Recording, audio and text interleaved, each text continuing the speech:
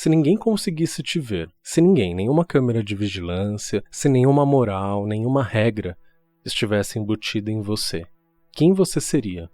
Como seria seu comportamento no seu dia a dia? Como seria o seu comportamento na sua faculdade, no seu trabalho, na sua casa, sem todo esse sistema de regras, sem toda essa vigilância, consciente ou inconsciente que a gente sofre? Como que você seria? Como seria a sua personalidade? Como que você se comportaria de fato?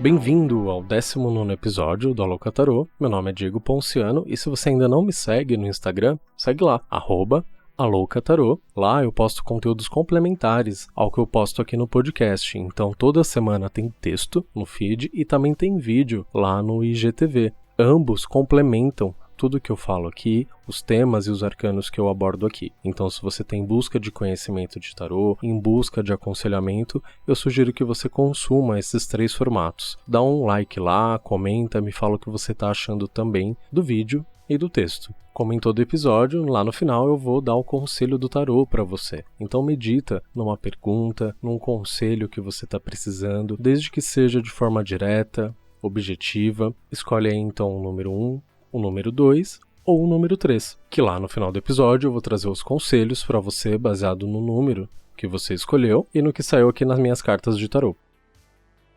Se você precisa de uma leitura um pouco mais profunda, se você tem mais de uma pergunta, está precisando de um aconselhamento mais intenso, está passando aí por uma situação ou quer dar uma olhada no geral da sua vida, seja amor, seja trabalho, seja família, seja o que for, o tarô vai conseguir te ajudar, ele vai conseguir lançar uma luz sobre esses temas, sobre essas dúvidas. Então me chama. O lugar mais fácil de você falar comigo é pelo Instagram. Então, de novo, @AlôCatarô, me manda uma direct, eu rapidamente respondo e a gente marca um atendimento.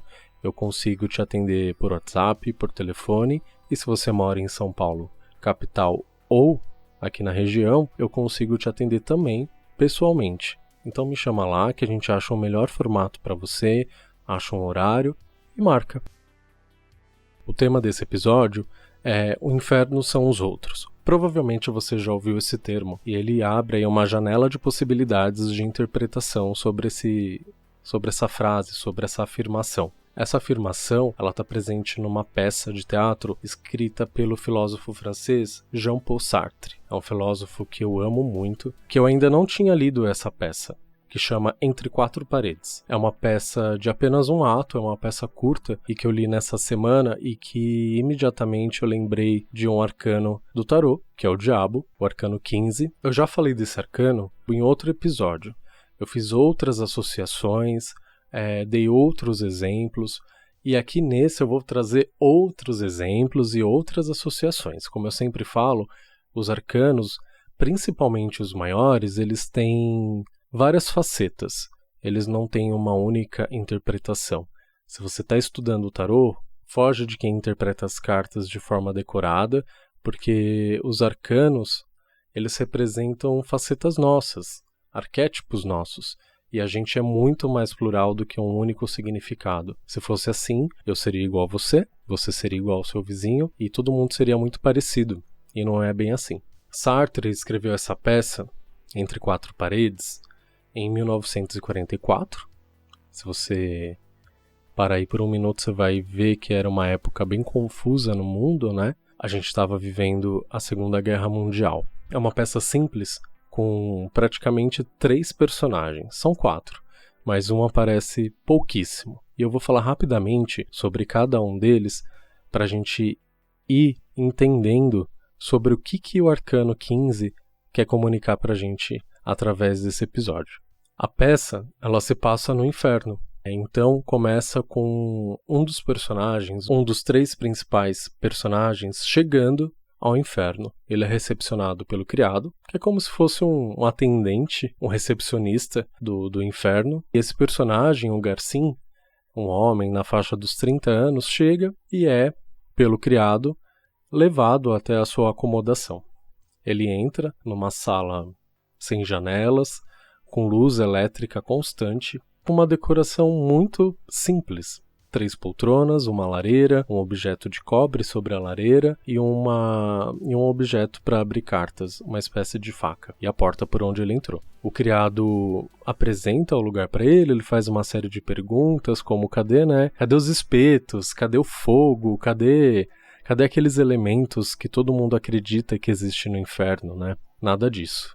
Não existia nada disso. Apenas um calor, ele sentia muito calor nessa sala, mas toda essa caricatura de inferno que a gente conhece, ele não encontrou quando ele chegou lá. Nem mesmo o diabo estava lá. E esse criado não era o diabo, ele era um funcionário do inferno, mas ele não era uma criatura demoníaca que estava ali para castigar ele. Ele apenas fez o trabalho dele de acomodar o Garcim, onde ele passaria o resto da sua eternidade. Depois que o Garcim é acomodado, né, nessa sala, que inclusive o Garcim demonstra assim já de imediato uma total insatisfação com o estilo com que a sala é decorada, porque ele fala que ele não gosta daquele estilo, ou seja, já começa aí uma pista de que caminho esse texto, essa peça vai tomar. Então ele está condenado a passar a eternidade numa sala cuja decoração ele já não vai com a cara, ele já odeia. Depois do Garcim estar acomodado, o criado volta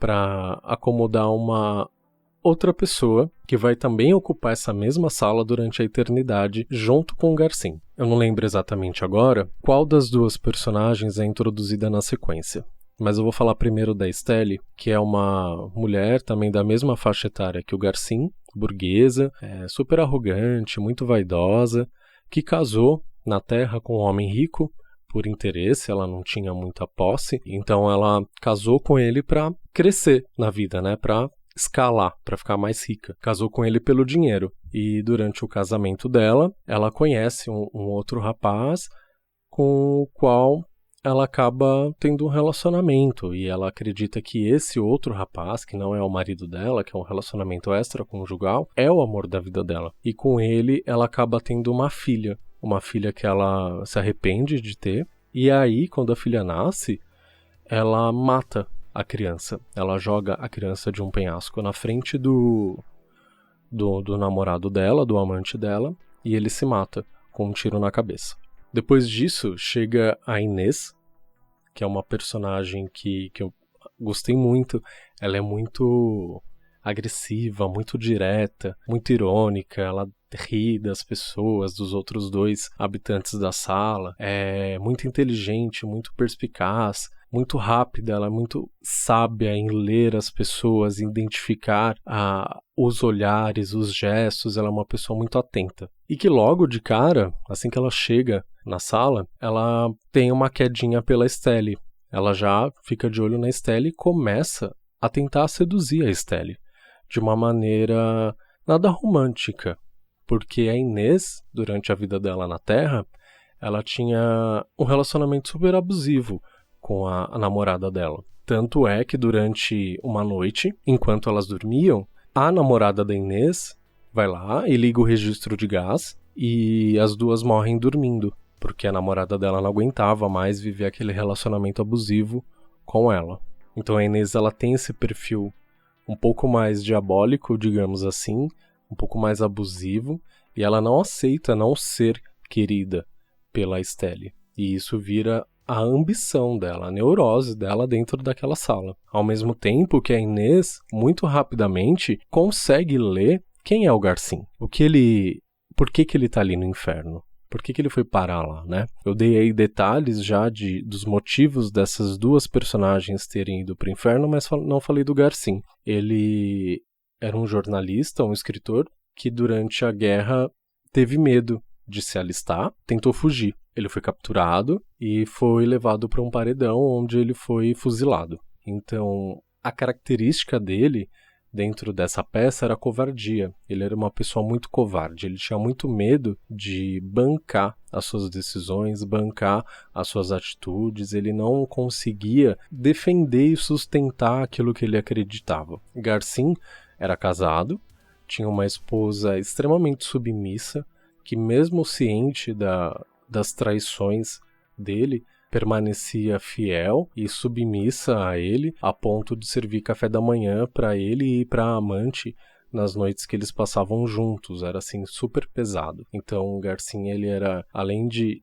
covarde, ele era um machista que maltratava a esposa e que achava que ela tinha que ser grata a vida inteira, porque ele tirou ela da rua. Ela era miserável e casou com ele, e aí ela teve a chance de ter uma vida melhor. Mas comeu o pão que o diabo amassou, casado com ele, por causa de todos esses abusos. Mas o que isso tem a ver com o diabo, né? Durante a convivência desses três personagens, dentro dessa sala, o que vai acontecer é que um vai encher o saco do outro. Então o Garcin, por ser covarde, ele tem medo de descobrirem que ele é covarde. Ele quer ser visto como garanhão, como corajoso, como o boa praça. Então o maior medo dele ali é que essas duas mulheres descubram que ele é um bundão. E a Estelle, por outro lado, ela tem medo de perder essa vaidade, a beleza dela. Ela tem medo de não ser desejada, porque ela, durante a vida dela na Terra, ela sempre teve essa necessidade de que os homens a desejassem muito, com muita vaidade. Então, por exemplo, ela está numa sala que não tem espelho. E numa das sequências, numa das cenas, a Inês se oferece para ser o espelho dela. E isso é a grande chave, assim, para mim, nessa peça. É quando a Estelle fica em frente à Inês, e a Inês fala para a Estelle para ela se ver dentro dos olhos dela. Ou seja, usar os olhos do outro como espelho.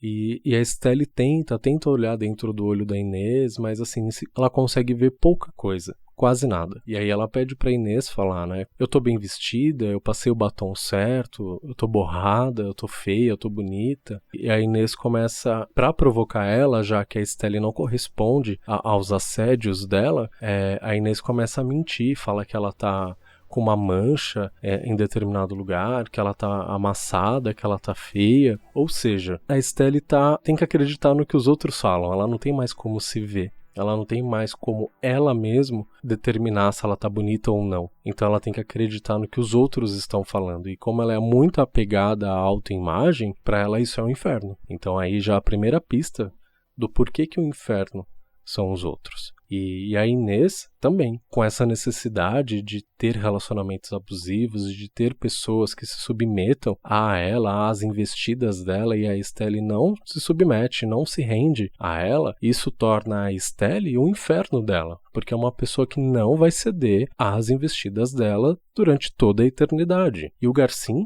o inferno dele, é a Inês, que também, por ser muito perspicaz, muito inteligente, muito direta, enxerga nele um grande covarde. E fica o tempo inteiro falando para ele que ele é um covarde, provocando ele. E fica um provocando o outro. E o Garcin, por outro lado, é um inferno também da Estelle, porque ele é meio bundão, ele gosta dela, mas é só porque tem ela mesmo, porque a outra é lésbica, então tipo, só tem essa mina aqui, então é com ela mesmo. E a Estelle fica perguntando se tipo, você gosta de mim, você me acha bonita, tentando ter uma validação do único homem da sala, né? E ele é covarde, ele não consegue se posicionar, ele não consegue decidir o que ele quer pra ele. Então um é o inferno do outro. Vira essa grande trama de um infernizar o outro por toda a eternidade, numa sala fechada, sem janela, com luz elétrica ligada constantemente, não tem noite, não tem dia, numa decoração que ninguém gosta, numa sala cafonérrima, pra sempre, pra todo sempre. Então,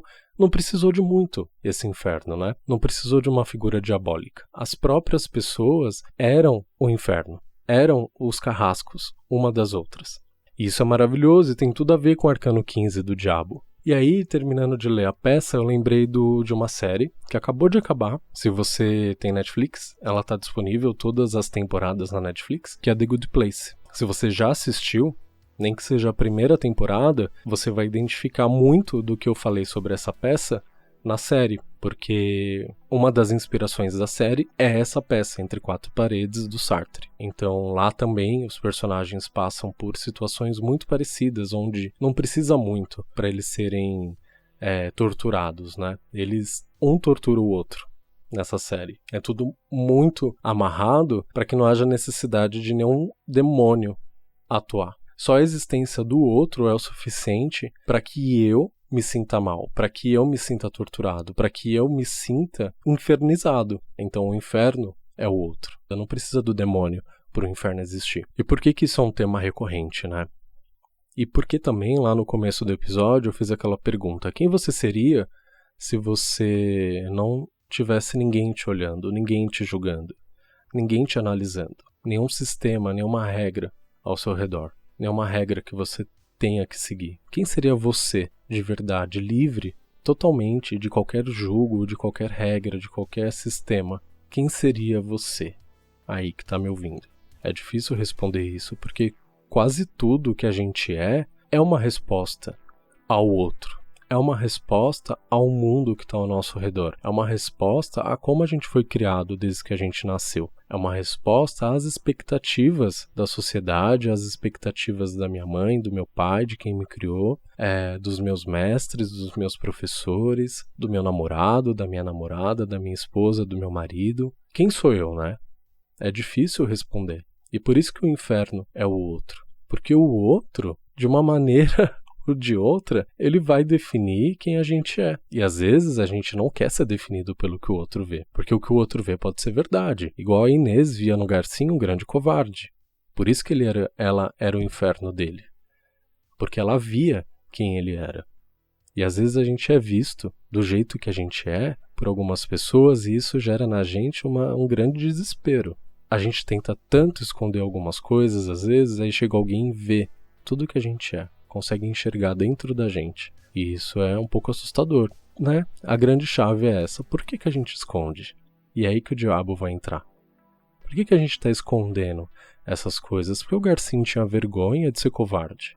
Porque a Estelle tinha essa urgência de ser validada pelo outro. Porque a Inês tinha essa necessidade de alimentar relacionamentos abusivos. Quando a gente vive pelo outro, a gente tem medo de ser ignorado, de não ser amado, de não ser correspondido. A gente tem medo de ser decifrado pelo outro. E pior, eu acho que o que ganha disparado nessa lista é a gente se comparar com o outro constantemente, né? A Inês, lá na peça, ela fazia muito isso, ela ficava se comparando com o Garcinho. Por que a Estelle não correspondia a ela e ficava indo atrás do Garcinho? E esnobava ela, né? Então, além do desprezo do outro, de não ser correspondido pelo outro, ela acabava se comparando com o outro. Né? E não tem como a gente se comparar com o outro, porque é o outro. E tudo isso vai tornando o outro o nosso grande vilão, o nosso grande inferno. Mas será que é o outro mesmo? Ou é a falta de paz comigo mesmo que está me causando isso? Como a gente vive numa sociedade cheia de regras, cheia de moral, que às vezes fazem sentido, às vezes não, cheia de expectativas, cheia de padrões idênticos para bilhões de pessoas, uma diferente das outras, como que isso vai dar certo, né? Isso acaba adoecendo a gente, tornando a gente meio que pré-moldado, sem entender e sem se conhecer a nossa verdadeira vocação, nossos verdadeiros interesses, as nossas verdadeiras paixões. Será que a gente gosta disso mesmo? Ou a gente foi convencido a gostar disso?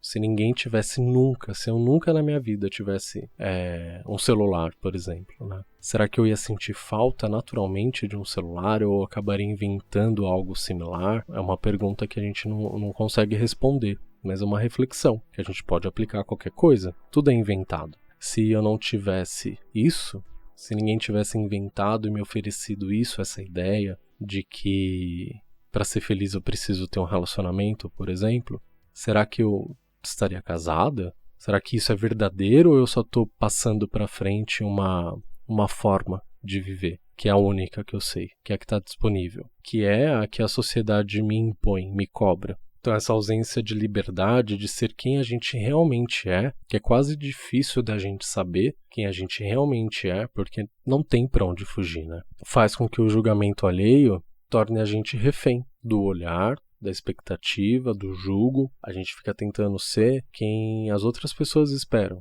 que a gente seja, ao invés de assumir, ou pelo menos tentar assumir, tentar buscar o que você quer. Mesmo que esse eu verdadeiro seja cheio de falhas, características que provavelmente não vai agradar todo mundo, cheio de sombras, de coisas misteriosas que nem você mesmo conhece. Será que não vale mais a pena a gente mergulhar nesse eu desconhecido e tentar achar quem você é, quem eu sou? Porque daí o olhar do outro ele vai ter menos importância. O julgamento alheio ele vai ter menos importância, então você vai viver mais leve. Se você chegar num lugar onde as pessoas vão te desprezar ou vão te avaliar e vão ficar o tempo todo apontando os seus erros, seus vícios, o fato de você ter feito as pazes com seus erros, com seus vícios, vai tornar isso mais leve. Não vai ser um inferno, porque você já está ciente de que você é um covarde, de que você é vaidosa, de que você fez coisas erradas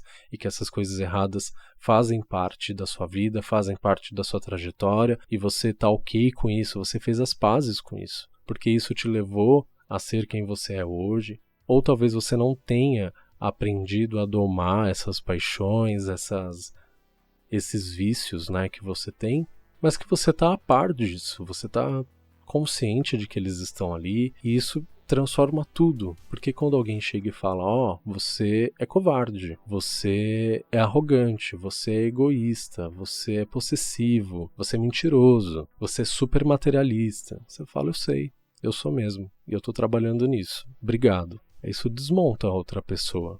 Ninguém precisa vir falar pra você o que você é, porque você já tá ciente do que você é, você não passou uma vida inteira fingindo de que aquela característica que você não gosta e que você sabe que o outro não vai gostar, você não passou a vida inteira tentando colocar ela debaixo da terra, debaixo do tapete. Você pegou e falou, o que é isso aqui? O que eu faço com isso? Eu faço as pazes? Isso me é útil? Isso é algo que eu consigo trabalhar?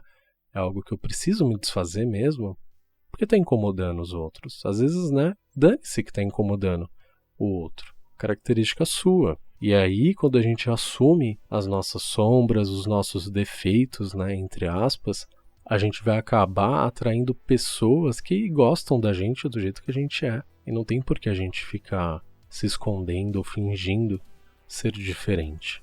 Ou pior, né, tentando para se encaixar num grupo, num modelo que foi imposto pra gente a se caracterizar daquilo que a gente não é. Então às vezes a gente se comporta de um jeito que jamais a gente se comportaria se não tivesse o outro para avaliar a gente. Então a gente vai lá e corta o cabelo e usa uma cor de um jeito, a gente usa uma roupa que nem combina com a gente, que a gente nem gosta, mas que, né, minhas amigas usam, né? O pessoal que eu ando acha legal, acha descolado. Eu não acho, mas estão falando que tá usando, eu vou usar, porque, né? Às vezes você compra um celular que você nem pode pagar. Todas as minhas amigas têm, eu preciso ter. Na hora que eu tirar o meu celular do bolso, é esse que eu tenho que ter. Não pode ser aquele. E aí você vira o seu próprio diabo. Você vai criando suas próprias correntes.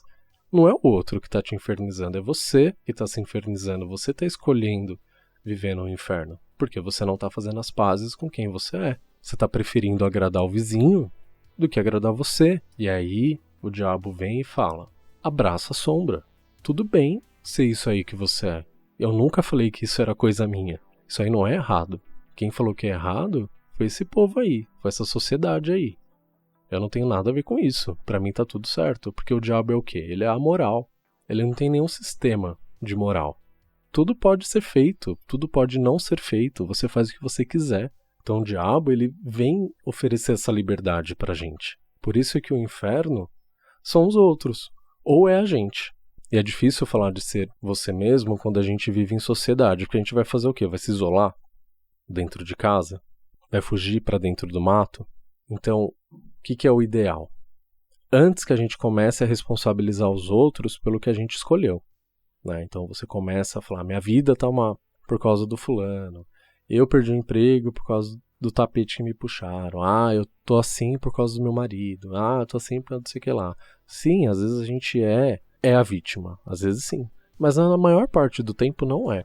Na maior parte do tempo a gente se coloca nessas situações, a gente escolhe estar nessas situações, né, para atender padrões, para repetir padrões. Então você vai, sem ter a necessidade de se isolar do mundo, a não ser que você queira, aí tudo bem, é uma opção, mas sem a necessidade de se isolar do mundo, você vai bancar a sua liberdade, ser quem você é, ou você vai começar a responsabilizar, a terceirizar suas decisões. Você vai agir de má fé, você vai começar a culpar todas as pessoas que estão ao seu redor pelas coisas ruins que você se colocou.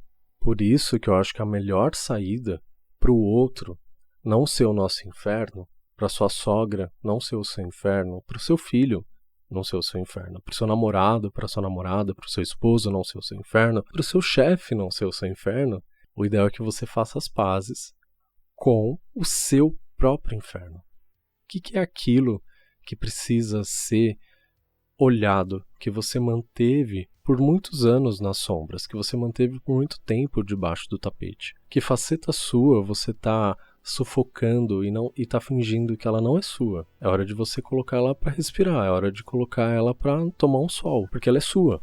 E quanto mais você sufocar ela, mais ela vai ser o seu carrasco. Cedo ou tarde, essa sua característica ela vai precisar ser vista, ela vai precisar se manifestar. E pode ser da pior forma possível, é melhor você antecipar isso. Não espera você chegar no inferno para você ter que se deparar e administrar isso. Para você ser torturado pelo que você é. Não espera alguém chegar e colocar o dedo na sua ferida ou pisar no seu calo. A gente tem esse ditado, né? Ah, pisou no meu calo. Por que a gente tem esses calos? Porque a gente não tratou esse calo se a gente tá sentindo que ele tá lá. Poxa, o calo tá ali. Trata o calo. Que calo que é esse? Por que você vai deixar alguém pisar para você lembrar que ele existe?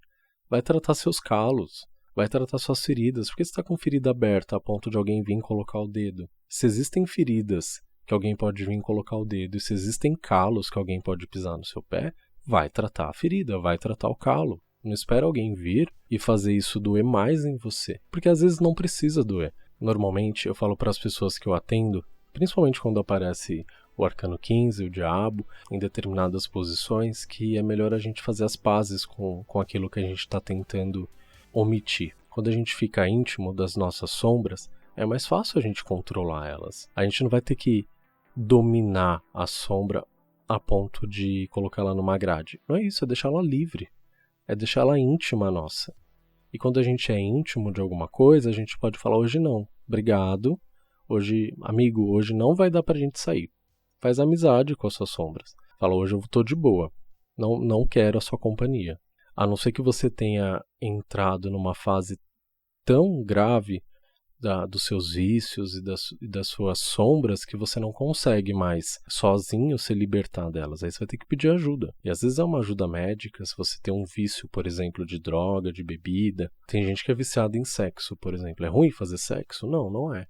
O excesso do sexo pode atrapalhar a sua vida? Pode. E aí, como que você vai administrar isso? Você vai fazer as pazes com isso? Você vai ficar sufocando esse seu tesão, essa sua vontade de transar? Porque daí isso pode desencadear outros problemas. É melhor você fazer as pazes. Tá com vontade? Vai e transa. Sem deixar que isso seja uma prisão para você. Que sempre que ele apareça, você tenha que se submeter a ele. Porque daí, o inferno vai ser você mesmo. Vão ser os seus vícios, vão ser as suas sombras, vão ser as suas vontades, e não pode ser também. E não, coincidentemente, antes do arcano 15, tá o 14, que é a temperança, que é o equilíbrio das coisas, que é a gente achar um meio termo para tudo. A gente não precisa abdicar daquilo que a gente gosta. A gente tem que entender que qual medida, qual porção pra gente não vai nos escravizar, mas também entender que essa medida, essa porção, tem que agradar a gente, tem que nos dar prazer, que a gente tem que vivenciar ela.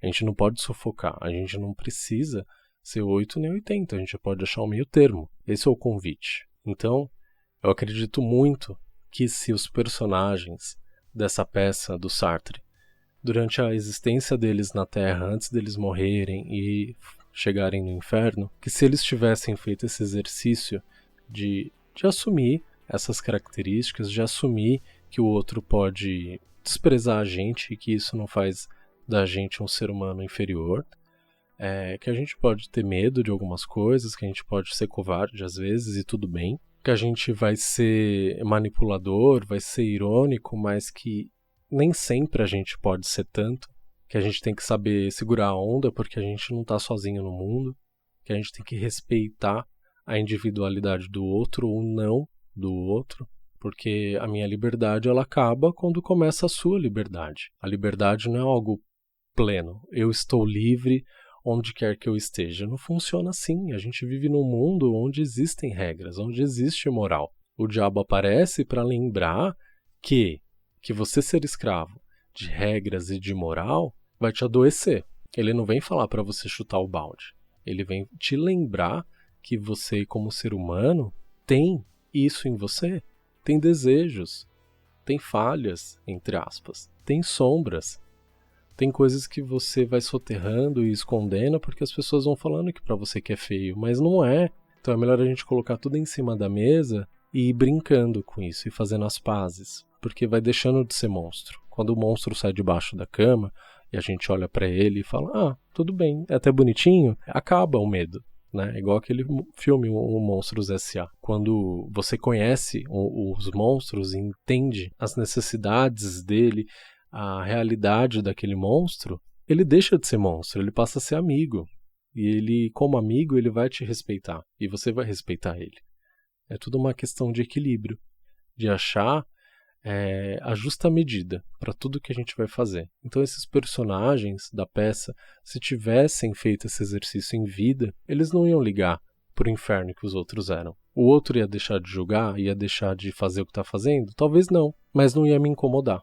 Eu ser chamado disso, eu ser desprezado, ia ser indiferente, porque ia estar em paz com essas minhas características. E é isso que a gente precisa começar a fazer. Deixar de viver para o outro, deixar de viver para atender determinados padrões, sejam eles de acadêmicos, românticos, físicos, seja qual for, para atender o que a gente quer, para atender o que a gente é de verdade, para atender como a gente se sente bem e confortável. Como eu sempre digo, viu como o diabo é legal? Ele sempre vem dar uma dica muito bacana pra gente. Porque o diabo, como eu falei num outro episódio onde eu usei esse arcano como inspiração, primeiro que o diabo não existe. Existe um personagem onde a gente teve que colocar sobre as costas dele responsabilidades que eram nossas. Então, quando ele aparece, é para lembrar que essa responsabilidade é nossa. Não tem ninguém responsável pelo nosso inferno, nem mesmo o diabo. Vamos para as leituras. Número 1. As coisas vão sair do jeito que você espera, as uniões vão acontecer, as parcerias vão acontecer, as junções vão acontecer. Toma cuidado para você não colocar muita paixão sobre isso, muita expectativa, muito desejo, muita ansiedade. Tenta ser menos passional, tenta ser um pouco mais pragmático para que as coisas andem de uma forma melhor. Tem tudo para acontecer, tem tudo para essa união acontecer. Não deixa a sua emoção atrapalhar isso. Às vezes a gente acha que as alianças são feitas através do coração apenas, e não é só. É também, mas às vezes o excesso de emoção atrapalha um pouco as coisas. Então é hora de você diminuir um pouco essa emoção que você está sentindo e deixar as coisas acontecerem. Confia mais no outro, confia mais no que está acima de você, tenha mais fé e menos emoção. Quando a gente está muito emocionado, muito apaixonado, a gente tende a ficar em cima, né? A ficar mais meloso, a ficar mais inseguro também. Então não deixa as emoções te guiarem agora. Deixa a fé te guiar, deixa a confiança te guiar, porque vai dar certo. Número 2. Não adianta você forçar a barra agora. Não adianta você colocar toda essa energia que você está sentindo para fazer isso que você quer fazer. Não vai dar certo. Você está passando por um momento de deixar para trás coisas que acabaram de acabar. Não adianta você começar algo novo nesse terreno que está cheio de ruínas. Você precisa superar o que aconteceu. Talvez você esteja aí tomado de uma grande energia, até através dessas transformações que você passou, mas não é hora de usar. Guarda essa energia, espera um pouco, porque muita coisa ainda pode mudar. Espera esse momento, essa fase que você acabou de passar, guarda um pouco. Tem água para passar por debaixo da ponte ainda, deixa passar. Tem coisa para você trabalhar, mudar ainda. Tem coisa que você vai mudar de ideia, deixa mudar. Tem imprevistos ainda que vão acontecer, deixa acontecer. Economiza essa energia que você está tentando colocar nisso, porque não é hora. Espera um pouquinho, e aí você vai ver que vai fazer sentido ter esperado. Número 3. Você está cheio de vitalidade. Cheio. Se você for uma mulher, tá poderosíssima. Muito poderosíssima. Só toma cuidado para não ficar forçando esse poder, para você não virar uma ditadora, não virar uma figura controladora, não virar uma figura intimidadora, que é diferente de ter poder, de estar numa situação boa, de estar numa situação de autoridade, é diferente. Mas isso não quer dizer que você tem que ficar também se colocando para baixo. É hora aí de sim você colocar as suas vontades e desejos em primeiro lugar, sem se tornar uma ditadora, um ditador. Se você está em busca de aventuras sexuais, de parceiros, de paqueras, é um ótimo momento para isso acontecer. Aposta em você está radiante, seu corpo está radiante, sua energia está radiante. Você vai encontrar prazer nisso e é um momento muito bom também de você começar a resolver coisas que até agora você não conseguia resolver. Você vai começar a achar uma energia que estava perdida, mas que agora está disponível para resolver coisas e situações que até então você não estava conseguindo. Agora você vai conseguir. Você tem a energia e a força precisa para fazer isso andar. Muito obrigado por ter ouvido mais esse episódio do Aloka Tarô. Se você quer falar comigo, me chama pelo Instagram, deixa seu comentário, fala o que você está achando, dá sua sugestão. Eu vou ficar muito feliz. Até a próxima. Um beijo. Tchau.